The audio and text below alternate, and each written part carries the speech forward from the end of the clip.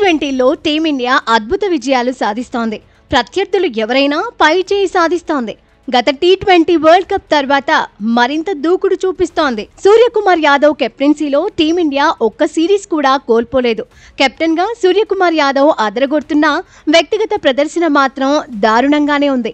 Vice captain Shubman Gill కూడా తన mark చూపించలేకపోతున్నాడు. టెస్టులు, వన్డేల్లో మాదిరిగా ఇంపాక్ట్ చూపించలేకపోతున్నాడు. ఆసియా కప్తోనే టీ20లోకి శుభ్మన్ రీ ఎంట్రీ ఇచ్చాడు. కానీ నిలకడగా రాణించలేకపోతున్నాడు. భారీ అంచనాలు అందుకోలేకపోతున్నాడు. శుభ్మన్ గిల్ కోసం సంజు శాంసన్ ఓపెనర్ స్లాట్ ను వదులుకోవాల్సి వచ్చింది. మిడిల్ ఆర్డర్లో శాంసన్ కు ఘనమైన రికార్డులేమీ లేదు. దీంతో సంజు శాంసన్ ప్లేస్ లో తుది జట్టులో జితేష్ శర్మకు అవకాశాలు దొరుకుతున్నాయి. ఆఖరికి గిల్ కారణంగా శాంసన్ బెంచ్కు పరిమితం కావాల్సి వస్తోందన్న చర్చ జరుగుతోంది.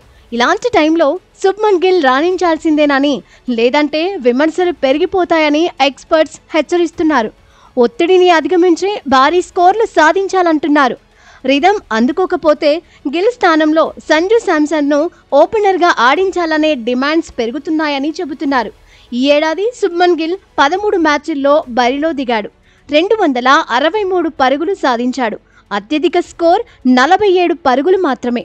మరోవైపు అభిమానులను కెప్టెన్ సూర్యకుమార్ యాదవ్ డిసప్పాయింట్ చేస్తున్నాడు. టీ20 వరల్డ్ కప్ ముందు అంచనాలు అందుకోవడంలో విఫలమవుతున్నాడు. ఒకప్పటిలా మెరుపులు మెరిపించలేకపోతున్నాడు. మిస్టర్ 360 అనే ట్యాగ్కు తగినట్టుగా బ్యాట్ జొలిపించలేకపోతున్నాడు. బ్యాటింగ్ ఆర్డర్లోనూ ఒకే పొజిషన్లో సూర్యకుమార్ యాదవ్ బరిలో దిగడం లేదు. కొన్నిసార్లు 3వ స్థానంలో, మరికొన్నిసార్లు 4వ స్థానంలో బ్యాటింగ్ చేస్తున్నాడు.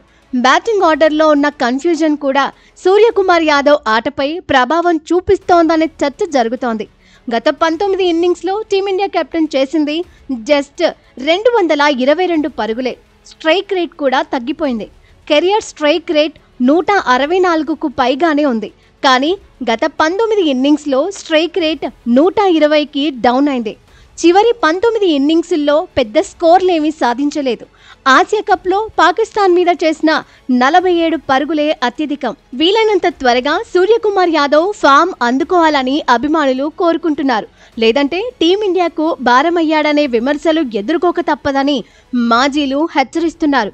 ఫామ్లోకి వచ్చేందుకు సౌత్ ఆఫ్రికాతో సిరీస్ను పర్ఫెక్ట్గా వినియోగించుకోవాలని సూచిస్తున్నారు.